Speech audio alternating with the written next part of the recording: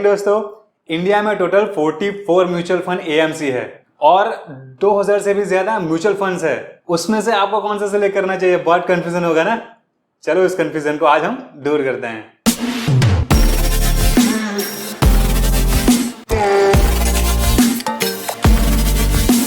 जय हिंद दोस्तों, देखिए हम इस वीडियो में बात करने वाले एक तो म्यूचुअल फंड इंडस्ट्री के बारे में, basics of the mutual fund industry. उसके बाद म्यूचुअल फंड के कौन कौन से टाइप है, आप म्यूचुअल फंड में कैसे इन्वेस्ट कर सकते हो और उसमें भी आपके पास कौन कौन से ऑप्शंस है, उसके बारे में डिटेल में आपको समझाएंगे। सो इस वीडियो को अंत तक जरूर देखें। चलो एक एग्जांपल से बात करते हैं। सपोज आपको गोवा घूमने के लिए जाना है, तो आपके पास दो ऑप्शन है। पहला एक ऑप्शन है कि आप खुद पूरा रिसर्च करोगे, ट्रेन, फ्लाइट, फिर होटल्स, कौन सी लोकेशन अच्छी है, वो सब आप खुद रिसर्च करके अपना टाइम इन्वेस्ट करके एक परफेक्ट होटल या फिर परफेक्ट फ्लाइट बुक करोगे और गोवा घूमने के लिए जाओगे। और दूसरा ऑप्शन ये है कि आप एक ट्रैवल एजेंट को हायर करो, वो आपके लिए पूरा रिसर्च करके देगा और आपको बढ़िया सी होटल और बढ़िया flight with discounted rate offer करेगा। And mutual fund work exactly like that. देखिए, आप एक इन्वेस्टर हो और आपको मनी इन्वेस्ट करना है इन द स्टॉक मार्केट। सो उसके लिए पहले आप क्या करोगे, इंडिया में जितने भी सारा स्टॉक है उस स्टॉक में आप रिसर्च करोगे, एनालिसिस करोगे, फंडामेंटल, टेक्निकल, और उसके रिगार्डिंग आप अपने लिए एक परफेक्ट पोर्टफोलियो बनाओगे और आप उसमें इन्वेस्ट करोगे। बट अगर आपको स्टॉक मार्केट के बारे में इतना ज़्यादा नॉलेज नहीं है और आप कंफ्यूज हो कि किस में इन्वेस्ट करें और मेरे पास इतना टाइम नहीं है कि मैं रिसर्च कर पाऊँ, तो वो चीज़ आपके लिए म्यूचुअल फंड इंडस्ट्री करेगी। म्यूचुअल फंड क्या करेगी, आप सबके पैसे को एक बंडल में इन्वेस्ट करेगी। बंडल मतलब स्टॉक बंडल, और उसमें जो भी रिटर्न आएगा उसमें से थोड़ा हिस्सा वो अपने पास रखेगी, बाकी का हिस्सा डिस्ट्रीब्यूट करेगी। जैसे हम ट्रैवल में पहले तो हम खुद ने रिसर्च किया, सेम एक्जैक्टली हम स्टॉक रिसर्च किया और उसके अलावा स्टॉक को हमने परचेज किया। बट उसमें एक लिमिटेशन है। सपोज आपके पास 10,000 है तो आप बहुत कम स्टॉक बाय कर सकते हो। बट अगर आपके पास 10,000 इन्वेस्ट करना है और आपने अगर कोई म्यूचुअल फंड में इन्वेस्ट किया तो आप एक पूरा बंडल में इन्वेस्ट करोगे जो फंड मैनेजर चूज करता है, and they are the expert of this industry. So this is the main advantage of investing in mutual fund. So इसी तरीके से म्यूचुअल फंड इंडस्ट्री काम करता है। देखिए, आप कभी भी अपना पैसा इवन आप अपने फ्रेंड्स या फैमिली को भी दोगे तो आप ये ध्यान रखोगे कि मैं जिसको पैसा दे रहा हूँ वो एकदम सही से इन्वेस्ट करेगा या नहीं करेगा। सपोज मेरा एक फ्रेंड है, वो रेस्टोरेंट बिजनेस ओपन करना चाहता है और मैंने उसको 10,000 रुपये दे दिए। सो आपके माइंड में पहले तो वो आएगा कि आपको जानकारी चाहिए कि मेरा फ्रेंड कहाँ पर और कौन सी रेस्टोरेंट, कौन सी कैटेगरी, कौन सी लोकेशन पे वो ओपन करना चाहता है। सो उससे आप डिसाइड कर पाओगे कि वहां पर उसका रेस्टोरेंट चलेगा और वहां से मेरा पैसा भी वापस आने का चांसेस है। सेम वे म्यूचुअल फंड में आप अपना पैसा दे रहे हो, वो भी कहीं पे इन्वेस्ट करने के लिए, उस चीज में भी आपको बहुत ज्यादा क्वेश्चन रहना चाहिए। आपका पैसा कहाँ इन्वेस्ट कर रहा है, कौन इन्वेस्ट कर रहा है और कहाँ से इन्वेस्ट कर रहा है, वो आपको जानकारी होनी चाहिए। वो चीज आपको डेफिनेटली म्यूचुअल फंड में इन्वेस्ट करने से पहले ध्यान रखना चाहिए। देखिए, हम म्यूचुअल फंड में दो चीजों के ऊपर ट्रस्ट करते हैं। पहला तो ये है कि आपका एएमसी मतलब एसेट मैनेजमेंट कंपनी कौन सी है। अभी एसेट मैनेजमेंट कंपनी कौन कौन सी होती है? एचडीएफसी एएमसी हो गया, आईसीआईसीआई एएमसी हो गया, एक्सिस एएमसी हो गया, एसबीआई एएमसी हो गया। उसमें आपको उस एएमसी का ट्रैक रिकॉर्ड देखना है कि उसमें ज्यादा घोटाले नहीं हुए ना, या फिर उसने काफी ज्यादा फंड्स को स्विच नहीं किया है ना। सपोज किसी एएमसी ने एनएफओ के तहत एक नया फंड लॉन्च किया, उसने एग्रेसिवली जो सेक्टर एग्रेसिव स्टॉक्स है उसमें इनिशियली इन्वेस्ट किया ताकि उसका रिटर्न अच्छे से दे पाए, लेकिन वो फेल कर गया। तो एज पर सेबी रूल वो म्यूचुअल फंड बंद नहीं हो सकता, बट वो म्यूचुअल फंड को एक ऐसे म्यूचुअल फंड में मर्ज कर देगा जो एक अच्छा रिटर्न दे रहा है, ताकि आपका पैसा ना जाए। इसीलिए जब भी आप म्यूचुअल फंड एएमसी की हिस्ट्री निकालो तो आपको ये चीज ध्यान रखनी, उसमें ज्यादा म्यूचुअल फंड के मर्जर नहीं होने चाहिए। उसके अलावा दूसरा कि म्यूचुअल फंड मैनेजर आपके पैसे को मैनेज करेगा और स्टॉक परचेस करेगा on behalf of mutual fund AMC. So this is the second person we need to know about him. उसके लिए आपको उसका पास्ट रिकॉर्ड देखना चाहिए, उसने कौन कौन सी एएमसी में और वो कौन कौन से फंड को मैनेज कर रहा है और उस फंड का रिटर्न अभी तक कितना आया है। उससे आपको पता लगेगा कि फंड मैनेजर का एफिशिएंसी कितना है। सो ये दो चीज आपको म्यूचुअल फंड परचेस करने से पहले डेफिनेटली ध्यान रखनी चाहिए।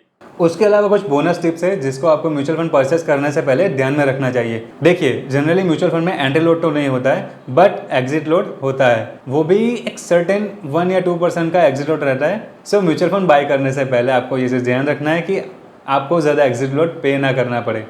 उसके अलावा कुछ म्यूचुअल फंड ऐसे हैं जिसमें 3 साल का लॉक इन पीरियड रहता है। लॉक इन पीरियड का मतलब ये है कि आप उस म्यूचुअल फंड को किसी भी और म्यूचुअल फंड में ट्रांसफर नहीं कर सकते और आप वो म्यूचुअल फंड में जो मनी इन्वेस्ट किया उसको रिडीम नहीं कर सकते हो।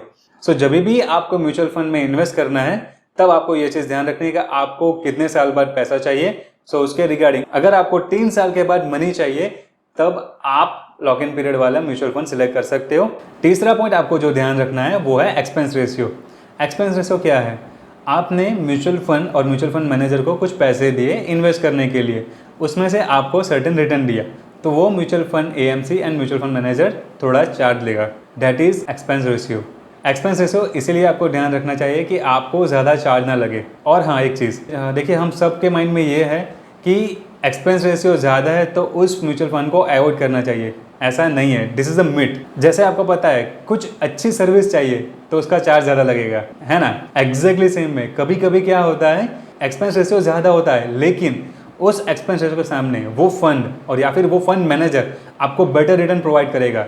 एक्सपेंस रेशियो ज़्यादा होगा बट आपको रिटर्न ज़्यादा मिलेगा, तो आपको वो फंड आपको सिलेक्ट करना चाहिए।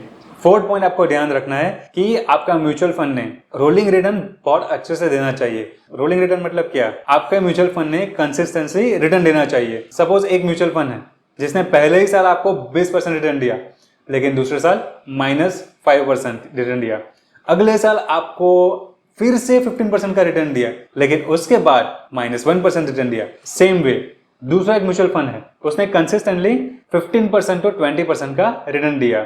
सो जिस म्यूचुअल फंड ने कंसिस्टेंट रिटर्न दिया होगा वो आपके मनी को कंपाउंडली काफी अच्छे से यूटिलाइज करेगा और काफी अच्छे से ग्रो करेगा। इसीलिए कभी भी आप म्यूचुअल फंड का रिटर्न दो, इतना तो ध्यान रखें कि वो फंड एटलीस्ट 5 साल पुराना होना चाहिए और पिछले 5 साल में कंसिस्टेंट रिटर्न देना चाहिए। अब हम बात करने वाले हैं म्यूचुअल फंड के कैटेगरी के बारे में। एज पर SEBI's guideline there are 5 mutual fund categories. पहला इक्विटी फंड, दूसरा डेब्ट फंड, तीसरा hybrid fund, fourth one solution oriented fund, fifth other funds.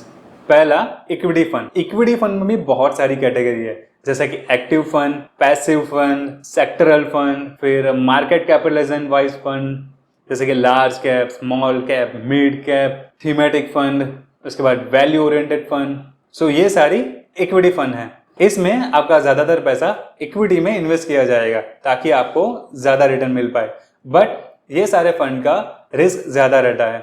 Second category is डेब्ट फंड। फंड में भी बहुत सारी कैटेगरी है जैसे कि liquid fund, overnight fund, money market fund, फिर treasury bill funds and many more. अगर आपको सेफर इन्वेस्टमेंट चूज करना है तो आप डेब्ट फंड में जा सकते हो। थर्ड कैटेगरी है हाइब्रिड फंड। हाइब्रिड फंड मतलब इक्विटी और डेब्ट दोनों का मिक्स। थोड़ा पैसा आपका इक्विटी में जाएगा, थोड़ा पैसा आपका डेब्ट में जाएगा, यानी कि जब मार्केट वोलेटाइल रहेगा तब आपको एक अच्छा रिटर्न मिल पाए। हाइब्रिड फंड में भी बहुत सारी कैटेगरी है जैसे कि conservative hybrid fund, aggressive hybrid fund, फिर मॉडरेट हाइब्रिड फंड, बस इतना ही है।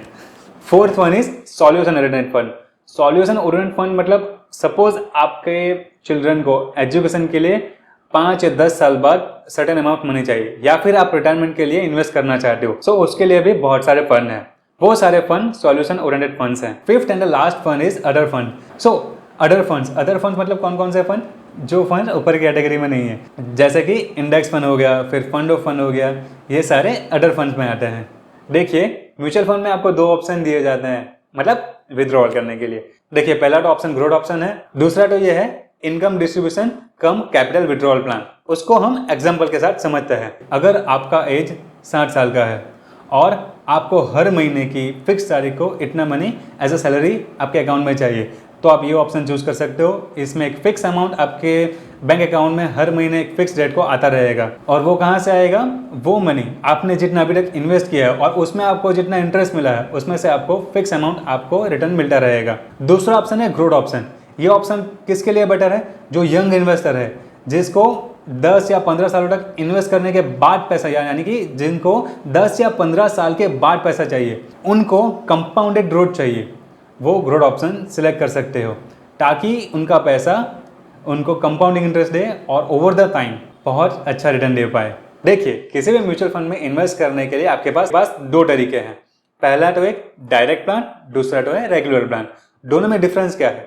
डायरेक्ट प्लान मतलब आप डायरेक्टली उस म्यूचुअल फंड एएमसी में इन्वेस्ट कर सकते हो विदाउट एनी डिस्ट्रीब्यूशन नेटवर्क। दूसरा है रेगुलर प्लान, इसमें आप एक डिस्ट्रीब्यूटर के थ्रू आप इन्वेस्ट कर सकते हो।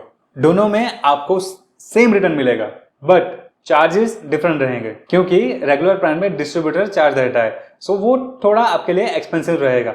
बट देखिए, जैसे मैंने आपको पहले बताया था, आप डायरेक्ट ट्रैवल करने जाओगे उसमें आपको कितना ट्रैवल पड़ेगा, और आप एजेंट थ्रू जाओगे तो वो आपके लिए कितना इजी रहेगा। दोनों में डिफरेंस है।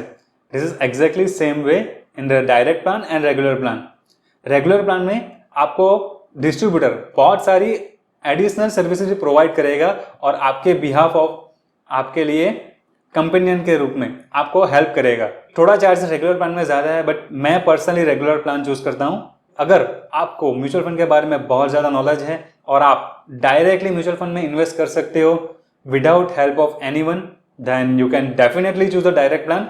मैं पर्सनली रेगुलर प्लान चूज करता हूँ, क्योंकि देखिए म्यूचुअल फंड में इन्वेस्ट करने वाले पर्सन जनरली सैलरी पर्सन रहते हैं। हमारा माइंड डेवलप ही ऐसे हुआ है ओवर द टाइम कि जहां पर हमारे लिए इजी रास्ता होगा, मतलब सपोज एक रास्ता घूम के जाएगा और वो सीधा जाएगा, लेकिन घूमने वाले रास्ते पर ट्रैफिक नहीं होगा, लेकिन सीधे रास्ते पर ट्रैफिक ज्यादा होगा, बट हम सीधा रास्ता चूज करेंगे क्योंकि हमको हमारा डायरेक्शन सीधा दिख रहा है और वो हमको ईजी लग रहा है। वो थोड़ा घूमने वाला रास्ता पहुंचाएगा जल्दी बट वो थोड़ा हमारा माइंड ऐसा सोचेगा उसमें मेहनत ज्यादा है। सेम फंडा डायरेक्ट एंड रेगुलर प्लान में भी है।